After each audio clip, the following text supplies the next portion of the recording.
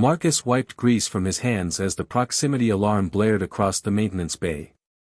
Outside the reinforced windows of Outpost Theta 7, the twin suns of Kepler 442b cast long shadows across the crystalline desert. He wasn't expecting any supply drops for another 3 rotations. The external cameras revealed something impossible, a massive reptilian form chained to the landing pad support struts. Even through the grainy feed, Marcus could see the creature's scales shimmer with an opalescent quality that seemed to bend light itself. Bioluminescent patterns pulsed weakly along its flanks, a distress signal in the ancient draconic language that most humans had forgotten. Marcus had not forgotten.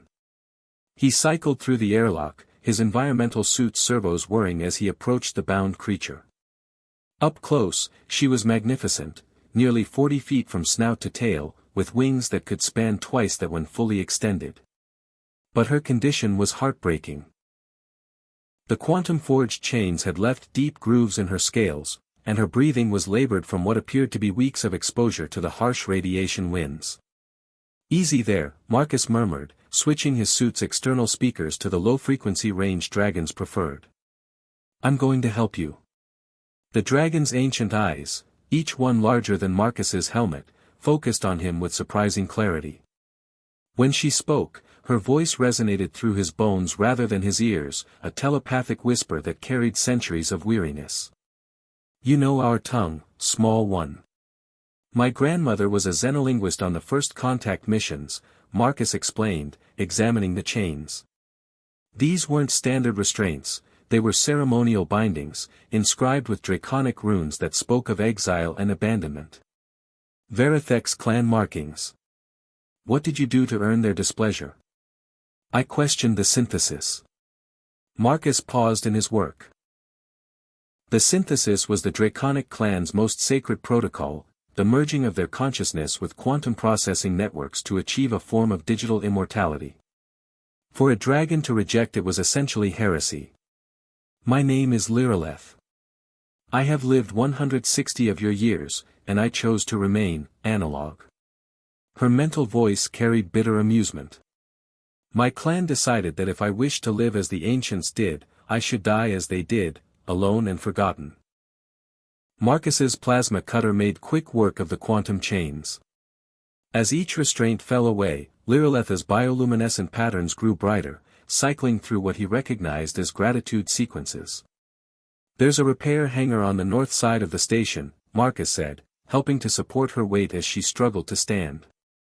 "It's pressurized and temperature controlled. You can recover there while we figure out what's next." "Why would you help me?" "Your species and mine have not always been cordial." Marcus thought of the Dragon Wars, the centuries of conflict that had only ended when both species realized they needed each other to survive the expanding void between galaxies. Because everyone deserves better than being left to die alone. Over the following weeks, Marcus learned that Lyrilleth possessed an intuitive understanding of quantum mechanics that surpassed most AI systems. Her analog mind could perceive patterns in subspace that his instruments couldn't detect. In return, he taught her about human engineering, how they built things to last, to be repaired, to evolve.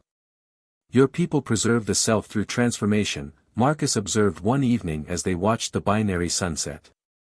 "Mine preserve it through persistence." "Perhaps," Lyrilleth mused, "there is wisdom in both approaches." When the supply ship finally arrived, bringing news that the Verithex's clan had declared Lyrilleth officially dead, Marcus made his offer. "Stay. Help me keep this outpost running. The company needs someone who understands both quantum theory and practical engineering." Lyrilleth's response came not in words, but in the warm golden glow that spread across her scales, the draconic expression of coming home. In the vast emptiness between stars, sometimes the most revolutionary act was simply choosing to stay analog, stay connected, and stay alive.